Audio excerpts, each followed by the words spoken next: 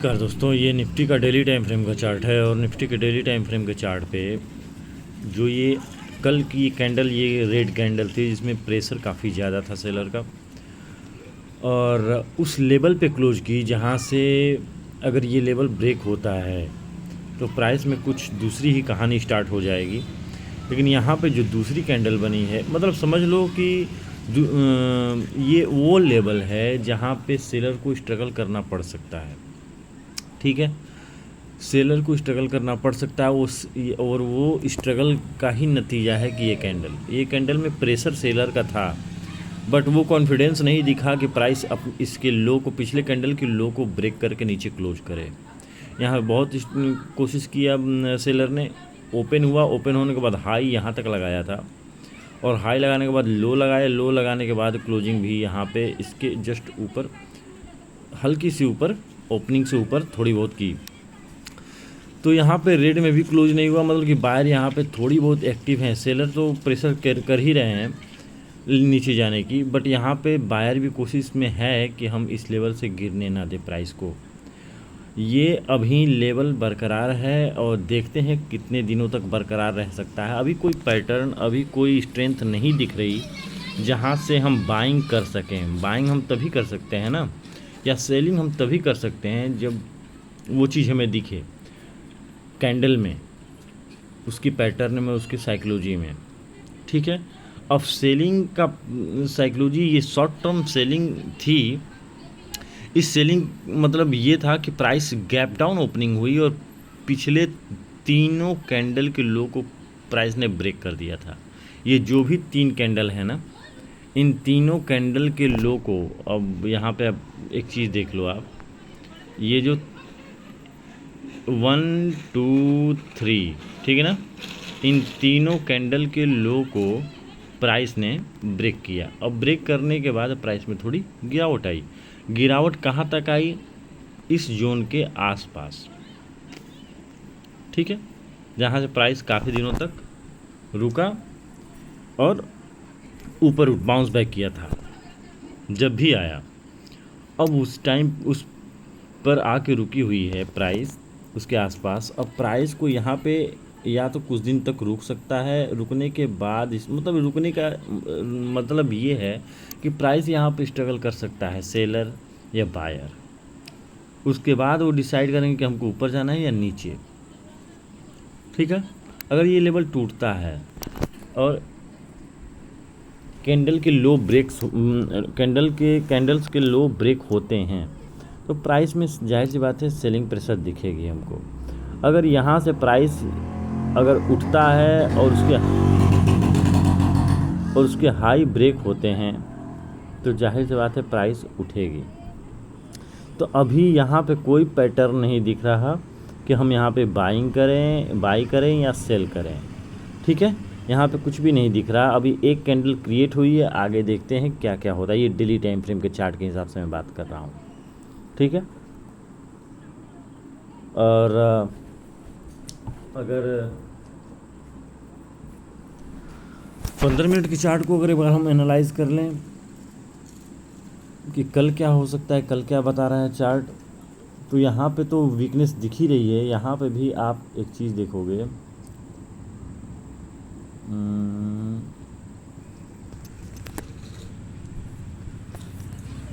देखो प्राइस यहाँ पे सॉरी, देखिए प्राइस यहाँ पे ओपन हुई। ठीक, अब ओपन होने के बाद ध्यान से समझना इस चीज़ को, ओपन हुई, ओपन होने के बाद यहाँ पे काफ़ी देर तक रुकावट इसमें देखने को मिली हमको। ठीक है, प्राइस ने ओपन होने के बाद हाई लगाया। ठीक है, हाई लगाया, हाई लगाने के बाद ओपन होते ही प्राइस ने हाई लगाया है। अब हाई लगाने के बाद यहाँ पे, हाई लगाने के बाद प्राइस यहाँ पे साइडवेज रहा रेंज में। उसके बाद उसने यहाँ पे नीचे की तरफ लो लगाया और लो लगाने के बाद जस्ट इसके ऊपर जाके, ओपनिंग से ऊपर जाके क्लोजिंग दी, जो मैंने आपको डेली टाइम फ्रेम में बताया। ठीक है। तो इसमें अभी कहीं भी हमको 15 मिनट के चार्ट पे ये नहीं दिख रहा कि हम यहाँ पे, हाँ, अगर हम डेली टाइम फ्रेम के हिसाब डेली ट्रेडिंग डे के हिसाब से अगर हम बात करें तो ये एक डिमांड जोन है, ठीक है, ये एक डिमांड जोन है। और डिमांड जोन है तो प्राइस हो सकता है कि प्राइस यहाँ पे अगर इस लेवल तक आता है और आने के बाद अगर प्राइस ऊपर की तरफ मूव करता है तो पहला रेसिस्टेंट हमारा यही होगा, ठीक है। इसको मैं क्लीन कर देता हूँ और बेहतर तरीके से समझाता हूँ आप लोगों को। देखिए, प्राइस यहाँ से मूव किया था, पिछले दिनों प्राइस ऊपर क्लोजिंग दी यहाँ पे और क्लोजिंग के बाद ओपन इसकी यहाँ पे हुई, तो हमारा ये एक डिमांड जोन की तरह है, ठीक है। अब प्राइस यहाँ तो यहाँ पे आने ओपन होने के बाद प्राइस यहाँ से अगर ओपन होता है और ऊपर की तरफ बायर एक्टिव होते हैं, इस लेवल को ब्रेक नहीं करते, यहाँ से स्ट्रेंथ शो करता है, प्राइस एक्शन बनता है, तो पहला रेसिस्टेंट हमारा यही होगा, पहला सप्लाई हमारा यही होगा, प्राइस यहाँ तक जा सकता है। दूसरा कि प्राइस में अगर मान लो सेलर एक्टिव हो जाते हैं, अगर मान लो सेलर एक्टिव हो जाते हैं तो प्राइस में गिरावट भी हो सकती है। अब यहाँ पे गिरावट होने का मतलब ये है कि कॉन्फिडेंटली अगर शो करता है वीकनेस, प्राइस सेलर स्ट्रॉन्ग दिखते हैं, तो प्राइस में कॉन्फिडेंटली सेलिंग तब होगी जब प्राइस सेक्शन यहाँ पे दिखेगा और कैंडल बताएगा कि हाँ मैं स्ट्रेंथ के साथ नीचे जा रहा हूँ। कैंडल उसकी साइकोलॉजी सब कुछ बताएगी कि हम, अब ये नहीं कि ओपन होते ही हम अगर सेल कर देते हैं तो प्राइस यहाँ पे डिमांड जोन के नज़दीक है तो प्राइस हो सकता है कि रिकवर कर जाए और रिकवर करने के बाद एक विक क्रिएट करे, यहाँ पे शैडो क्रिएट करे, नीचे की तरफ टेल क्रिएट करे और प्राइस में बुलिश पैटर्न बनना चालू हो जाए और हम ट्रैप हो जाए। तो इस बात का ध्यान रखना है। प्राइस अगर इस लेवल पे ओपन होती है, इस सप्लाई पे, इस रेसिस्टेंट पे, तो प्राइस में दो चीज़ें हो सकती हैं, इसको भी समझ लेते हैं। प्राइस अगर यहाँ आसपास में कहीं ओपन होती है या इसके हाँ पहले यही समझ लेते हैं, अगर मान लो यहाँ पे ओपन होती है और ओपन होने के बाद सेलिंग प्रेशर बनता है तो प्राइस इस लो को टेस्ट कर सकता है, इसको भी टच कर सकता है, इन दोनों लेवल को। अब आने के बाद कौन से लेवल को टच करके बुलिश पैटर्न देगा ये कोई नहीं जानता, ये भी ब्रेक हो सकती है और यहाँ तक प्राइस आ सकती है, या फिर बायर इसी लेवल पे स्ट्रॉन्ग हो सकते हैं और इस लेवल को इस लेवल तक आने ना दे। मैं डीपली आपको बता रहा हूँ, साइकोलॉजी जो होता है वो बता रहा हूँ। तो इन दोनों जोन को पकड़ के चलो, ये भी अगर ये रिस्पेक्ट करता है तो प्राइस यहीं से ऊपर जा सकती है, ये मान लो ब्रेक हो जाता है और प्राइस इस पे आती है तो यहाँ से भी प्राइस उठ सकता है। लेकिन यहाँ पे आने का मतलब थोड़ा कॉन्फिडेंस ज़्यादा हो जाएगा क्योंकि प्राइस में स्ट्रेंथ यहाँ पे दिखी थी, तो यहाँ से भी प्राइस ऊपर की तरफ मूव कर सकता है। थोड़ी स्ट्रगल इसलिए हो गया क्योंकि ये हाँ डेफिनेटली यहाँ से उठ सकता है। अब उठने का पैटर्न क्या होगा ये कोई नहीं जानता, वो लाइव मार्केट में हमको पता चलेगा। दूसरा कि प्राइस इस लेवल के ऊपर भी ओपन हो सकता है। अगर यहाँ पे ओपन होता है और ये सारे लेवल ब्रेक करके यहाँ पे ओपन होता है तो प्राइस के लिए ये एक जो पहले सपोर्ट था वो जस्ट लाइक अ रेसिस्टेंट की तरह काम करेगा। उसका रीज़न ये कि प्राइस में सबको दिखेगा कि ये लेवल टूट चुका है, जहाँ से प्राइस में साइडवेज मूवमेंट थी और साइडवेज के बाद ब्रेक किया था, प्राइस में सेलिंग प्रेशर बनी थी, तो ये एज अ सपोर्ट की तरह काम करेगा। और प्राइस जब भी इस लेवल पे आएगी ना तो यहाँ पे रुकेगी। अब रुकने का मतलब ये कि रुकने के बाद डिसाइड होगा कि प्राइस नीचे आएगी या ऊपर। अगर यहाँ पे आने के बाद प्राइस में अगर सेलर स्ट्रॉन्ग होते हैं तो प्राइस नीचे आ सकती है, अगर यहाँ पे बायर स्ट्रॉन्ग होते हैं तो प्राइस ऊपर जा सकती है। और जाने का उम्मीद हम यही कर सकते हैं कि प्राइस इस लेवल तक चला जाए या इस लेवल तक चला जाए, ठीक है। ये चीज़ें हैं।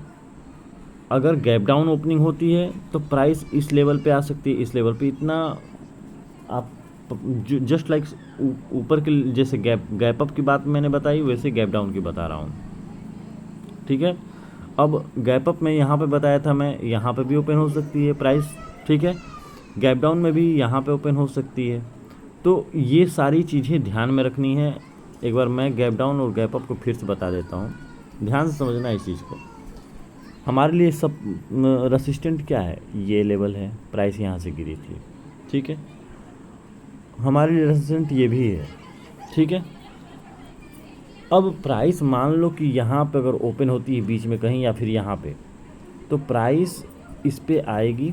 आने के बाद यहाँ से डिसाइड होगा कि प्राइस में कौन वीक है कौन स्ट्रांग है।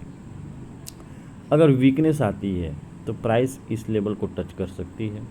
अगर यहाँ पे प्राइस अगर इस लेवल को एज अ जो पहले रेसिस्टेंट था अब सपोर्ट है, तो प्राइस यहाँ पे आने के बाद प्राइस में अगर बुलिश पैटर्न बनती है तो प्राइस इस लेवल को टच कर सकता है, उसके बाद इस लेवल को भी टच कर सकता है, ठीक है। यहाँ पे मैंने आपको बता ही दिया कि अगर मान लो ये लेवल बरकरार रहता है, प्राइस को ज़्यादा ब्रेक नहीं होता कॉन्फिडेंटली, तो प्राइस यहाँ से गिर भी सकती है इस लेवल से, ठीक है। ये क्लियर हुआ।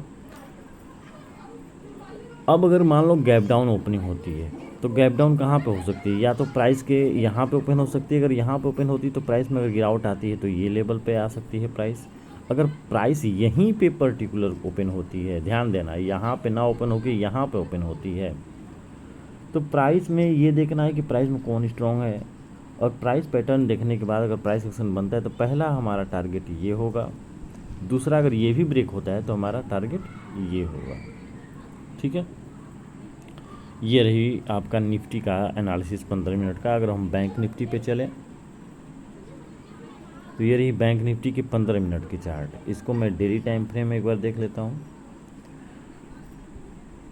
डेली टाइम फ्रेम में थोड़ी बहुत स्ट्रेंथ इसमें दिख रही है कैंडल के हिसाब से, लेकिन प्राइस में ये लेवल ब्रेक हो चुका है जो कि निफ्टी में अभी ब्रेक नहीं हुआ था।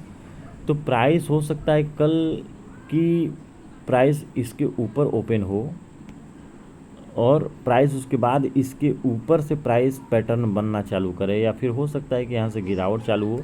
ये ओपनिंग के बाद हम डिसाइड करेंगे कैंडल के बिहेवियर और प्राइस के बिहेवियर को देख के कि क्या कहना चाहती है, क्या करना चाहती है प्राइस। यहाँ पे ये लेवल तो ब्रेक हो चुका है, ठीक है। दूसरी कैंडल रिकवर की है, मतलब उसको सेलर को अपनी स्ट्रेंथ दिखाई है, लेकिन वो स्ट्रेंथ में उतना दम नहीं दिख रहा बायर की तरफ से, ठीक है। तो यहाँ पे भी कंफ्यूजन है जस्ट लाइक निफ्टी। और अगर 15 मिनट पे चलें हम,